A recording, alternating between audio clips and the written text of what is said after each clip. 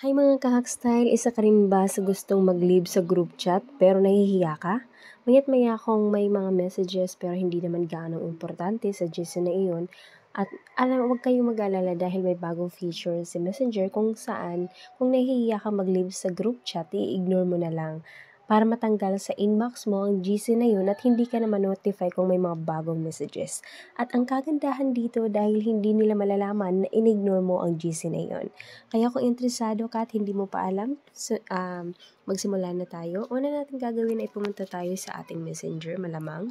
Tapos, pagpunta natin sa ating messenger, halimbawa ito yung group chat na gusto mo i-ignore, i-hold mo lang siya, pindutin lang ng 3 seconds, tapos ito yung lalabas.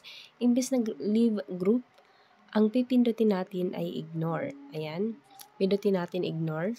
Ayan, nawala na po siya dito sa inbox natin, wala na po siya, wala na dito sa inbox natin. Tapos tignan natin sa message request kung meron, wala din dito sa message request. Tapos sa spam, i-click natin yung spam, wala rin dito sa spam. So nawala talaga yung group chat na yon. Yan, tapos punta tayo sa aking account kung saan member siya ng group chat na yon. Ayan, ito yung 3Ms. Ayan, ito yung 3Ms. Ayan, nandito sa official account ko. Ano ba, mag-message tayo para malaman natin kung talagang hindi nalalabas yung message dito sa ating dummy account. Ayan, pindutin natin dito. Balik tayo sa group chat kung saan in-ignore natin yung sa account kung saan in-ignore natin yung message. Ayan, wala pong lumabas dito sa ating inbox na message. Balik ulit tayo. Message tayo. Ayan, wala talaga. Tingnan natin dito.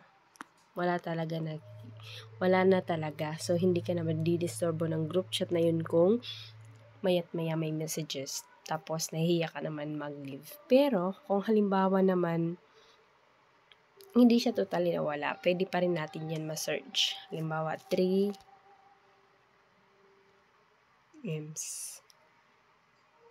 Ayan, nandito siya.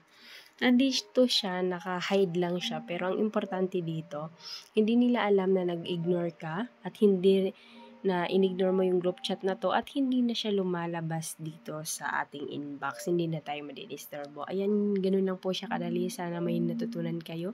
At kung gusto niyo yung mga ganitong content, please consider subscribing and follow nyo na rin. I-follow nyo na rin. Ayan, thank you for watching. God bless.